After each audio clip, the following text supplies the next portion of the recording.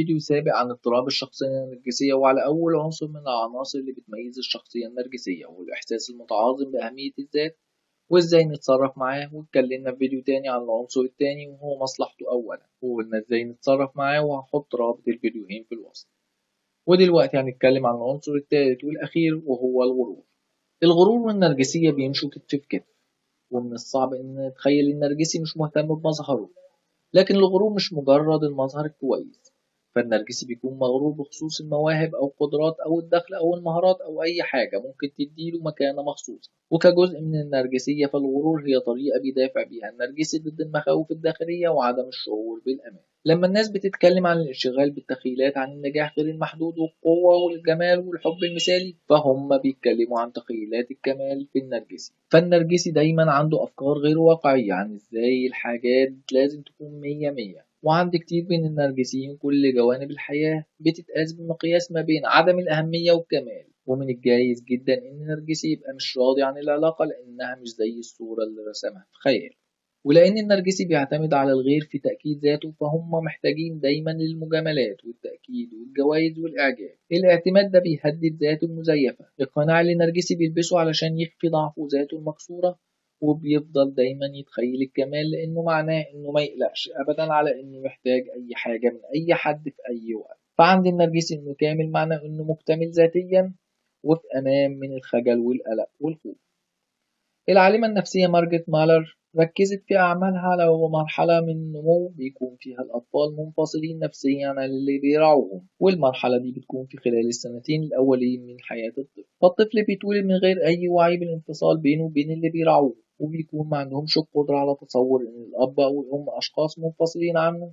وبعدين بتتطور القدرة على الزحف وبعديه المشي، ويبتدوا يستكشفوا العالم حواليهم ويبعدوا عن اللي بيراعوهم ويعرفوا إنهم أشخاص منفصلين. وخلال ده لازم يحس الأطفال بالأمان والتشجيع، وبعض الآباء بيستجيبوا للمرحلة دي بسحب التطمين لأنهم بيعتقدوا إن الحب هيمنع الضعف وعدم الأمن. وعلى العكس ده بيعمل أثر سيء في الطفل، فما بيقدرش يبعد نفسيا من غير التطمين الكافي إنه هيفضل في أمان. والبعض التاني بيعمل العكس، بيحس إن استقلال الطفل بيهدده ويبتدي يتحكم ويضيق على الطفل ويمنع استقلاله.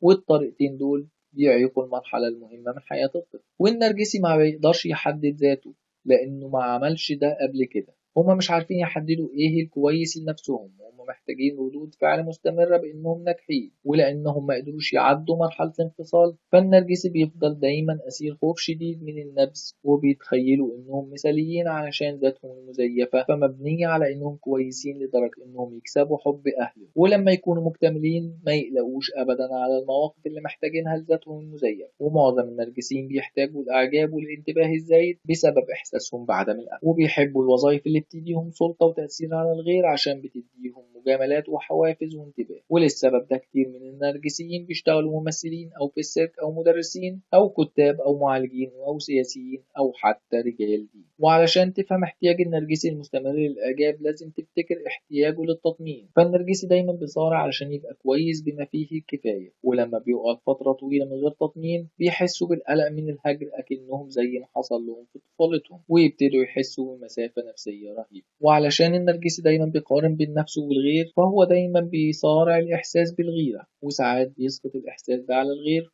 ويشوف إن الغير هم اللي بيغيروا منه. وعلى كل حال الإعجاب والغيرة ولا دعم، فالناس بيحسوا بالغيرة على الحاجات اللي هم عايزينها. وأكتر قصص النرجسيين ألم هي إنهم مش بيحسدوا الغير لأنه عنده عربية جميلة أو شعره حلو، لكن بيحسدوهم لأنهم ناس حقيقيين، بينما النرجسي بيحس إنه شخص مزيف. طيب نتصرف إزاي؟ مفتاح التعامل مع الانفصال هو إنك ما تسمحش لنفسك إنك تنسحب معاه، وخليك واعي إزاي أنت حاسس ناحية تصرفات النرجسي. واسأل نفسك أنا حاسس بإيه دلوقتي؟ هل حاسس إني قوي أو عظيم أو متضايق أو حاسس بذنب؟ أو هل أنا حاسس إنه صغير أو ضعيف أو خجلان؟ النرجسي بيتقلب كتير من وجهات النظر، وهو بيشوف الناس يا إما كلهم وحشين أو كلهم كويسين. ولما حد بياخد موقف متطرف فده بيخلي الغير ياخد عكس موقفه. والتمرين ده هيخليك تشوف الجانبين على مستوى واحد. خد ورقة وقلم وقسم الورقة لثلاث عوامل: واحد الأفضل والتاني الأسوأ والتالت المحتمل. وبص على نفسك نظرة خارجية أكنك يعني واحد تاني. وفي العمود الأول حط كل الحاجات اللي تخليك مثالي، مش مهم الدقة، سيب عقلك يبتكر. وفي العمود التاني حط قائمة بالحاجات اللي الناس شايفينها وحشة فيك، برضه الدقة مش مهمة. أما في العمود التالت حط الحاجات اللي الناس مش متأكدين منها فيك، يعني ساعات بتكون لطيف أو ساعات بتكون كريم أو ساعات بتكون مبدع أو غيره من الحاجات. دلوقتي بص على القوائم اللي عملتها وركز على المشاعر اللي هتحسها لما تقرأ العمود الأول. هل المشاعر دي حسيت بيها قبل كده؟ حاسسها فين في جسمك؟ واعمل نفس الشيء في العمود التاني.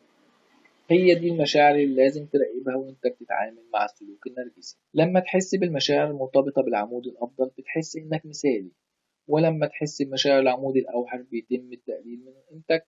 وكلما بقيت عندك وعي بالمشاعر دي كلما بقى سهل عليك إنك تلاقي الوسط بينهم.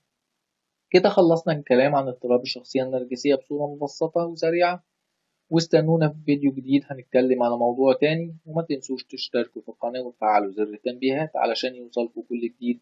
ولو الفيديو عجبك اعمل لايك وشير.